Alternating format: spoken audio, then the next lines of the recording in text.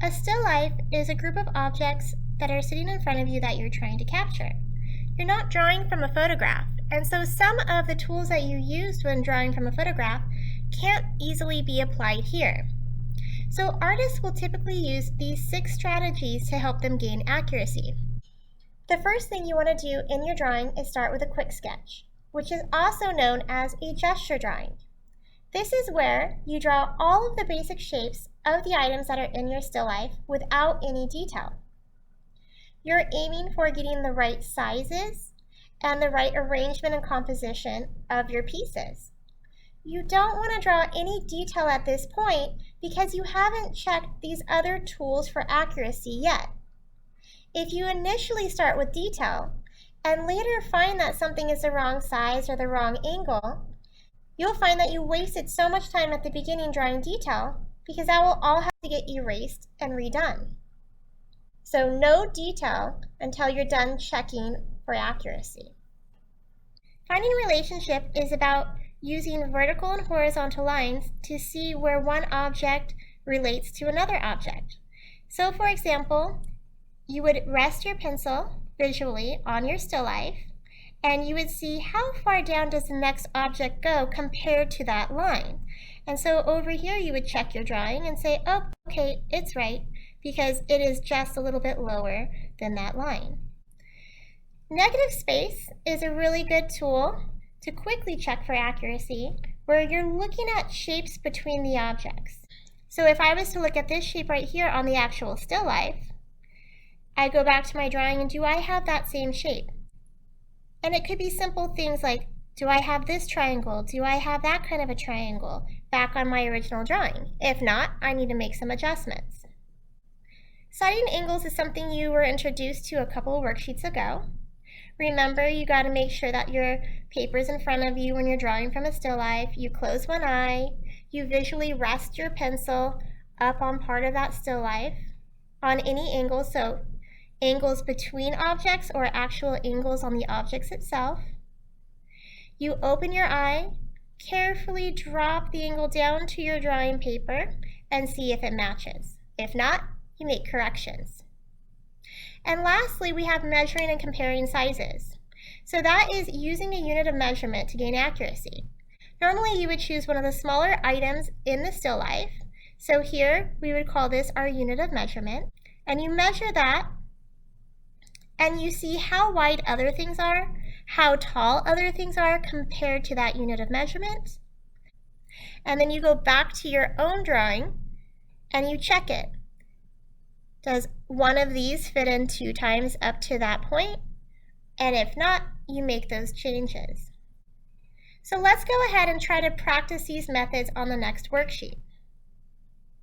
Here we're going to pretend that this is an actual still life sitting out in front of us, and we're going to draw that on our drawing paper. We're going to always start with a gesture. And don't worry how accurate it is. We're going to use the other techniques to help gain that accuracy. So I'm going to just go ahead and quickly start sketching this out.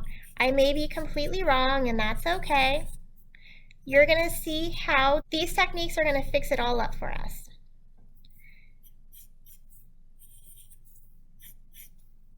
So I could be completely wrong, doesn't matter, but we have to start with something on the paper, and then we'll start moving it around later on. So gesture is now done for us, and we need to start using a combination of these different techniques.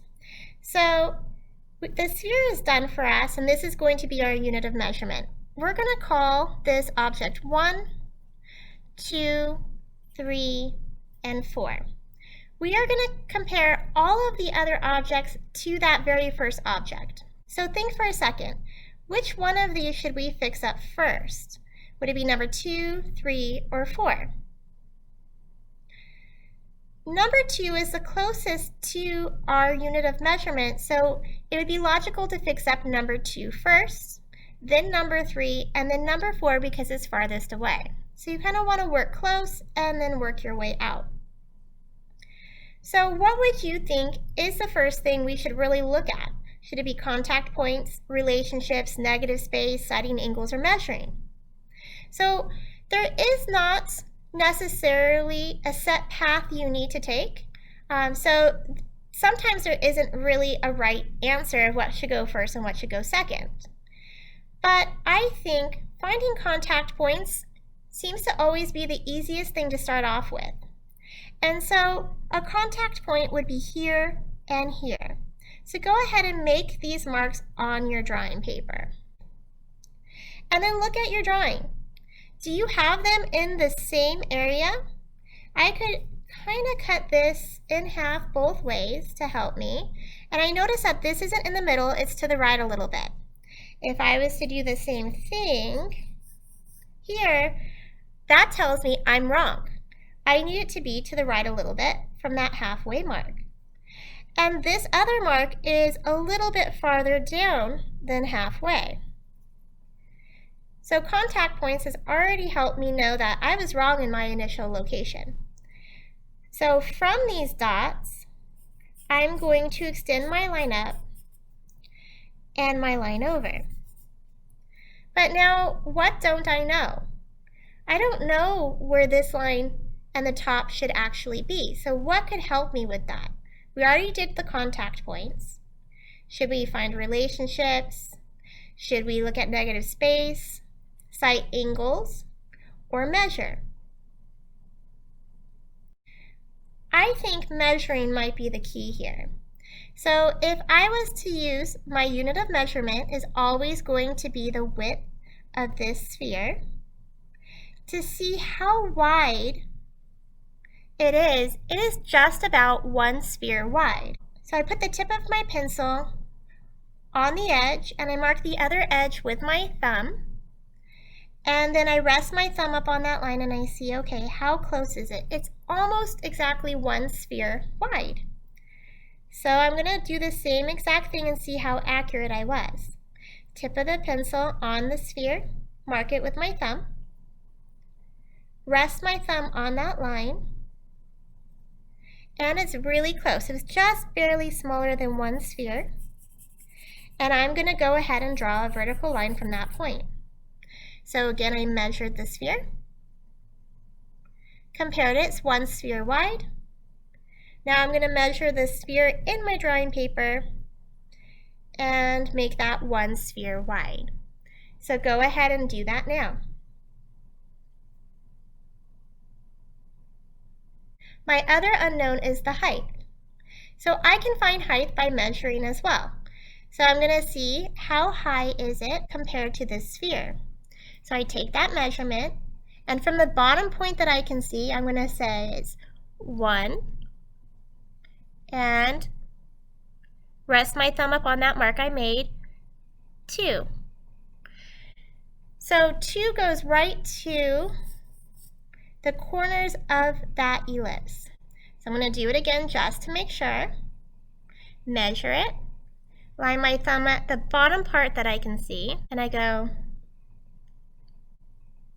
1 and 2. So now I'm going to go and double check my drawing and see if it's accurate. So I measure, and you can do this with me. So measure at the very bottom point that I can see, so at that contact point, I'm going to measure 1, and thumb at that mark that I made, 2. So let's go ahead and double check. I'm going to measure, line it up on that dot, and 1 and 2. Extend that line out. I'm going to extend this up, and this is right where that ellipse needs to really begin.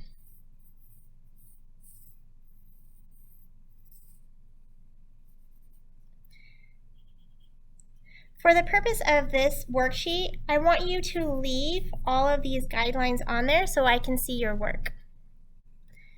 Now we're going to go to Object 3.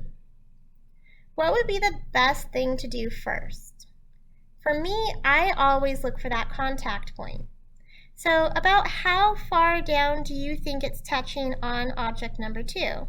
So I know it's not way up here, so I'm gonna just give it a good guess, but it's maybe somewhere right about there. This is probably the biggest guess that we're making today. So after that contact point, I need to look for something else to do. Should I cite this angle?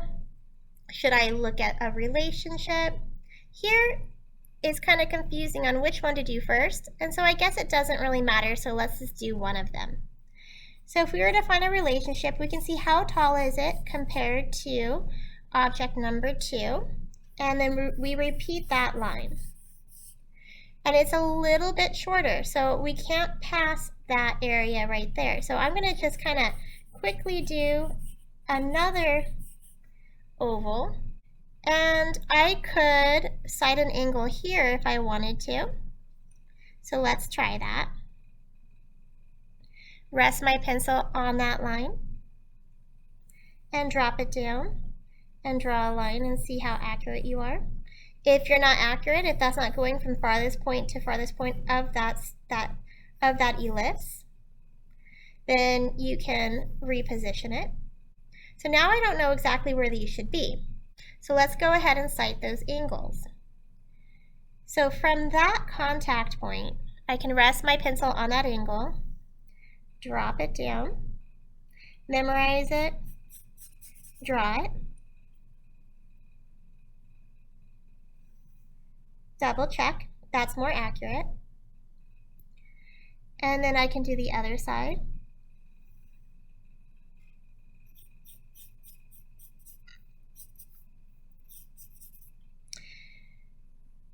Now to double check, I could look and see how wide is that supposed to be. And so I go back to my unit of measurement, and it's almost 1 wide. It's a little shorter than that. So I'm going to see, do I have the right width? And I do. If I didn't, I would probably need to make this a little bit skinnier. So double check yours and make sure it's a little bit skinnier. So make some adjustments if you don't have it like that already. Then I don't know how long object number 3 is. So I'm going to just kind of continue so I can see the bottom of it. Remember, whenever you're trying to deal with height, the best thing to do would be to measure. So I'm going to take this measurement, and then maybe I'll start with, so here's where I would turn the paper if I were you, because you want to see how long it is, but I'm going to measure it the other way, or here, I'm going to switch my hand. I'm not great with my left hand. And then you're going to see how many fit in. So I have 1, and exactly 2 really do fit in. So again, I went like this, and I saw how many fit in. 1, oops, let me do it one more time. Again, not good with my hand. I go 1 and 2. Maybe it's just a little bit shorter. So then we are going to do the same thing. Grab the measurement that you have in your drawing and go 1, 2. Now we said it should be a little shorter than that though. So let's go ahead and draw it just a little bit shorter. Now we have object 4 left. And we could start again with contact points. Where is it hitting on here? As you start getting to the objects that are farther away, things get a little bit harder to get that accuracy. Because any minor mistakes you're making are going to kind of play out more towards the end. But what else can we do here? Should we cite the angles first? Should we look at a relationship? Totally up to you what you want to do first, but I kind of want to know, where does this end? And so let's go ahead and cite a relationship. How tall is it compared to this?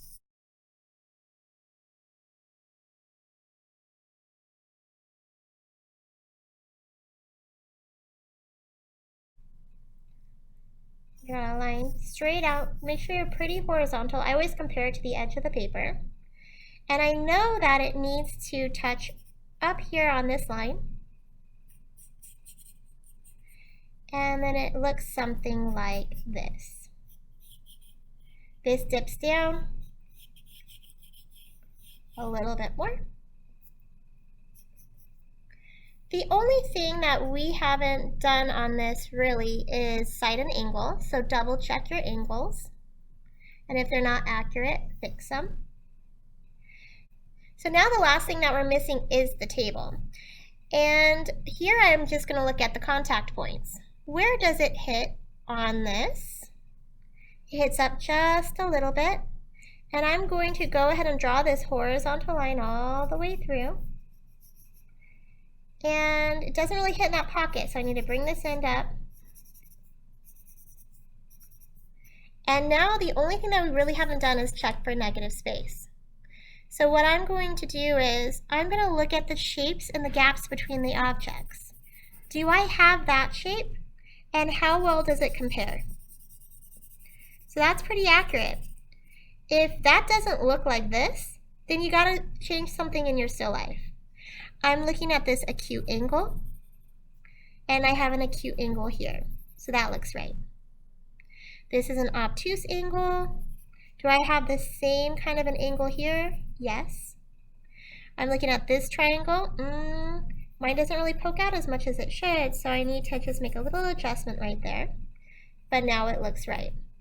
So look at all of these shapes, all the way in the gaps around the still life, and see if they all match up.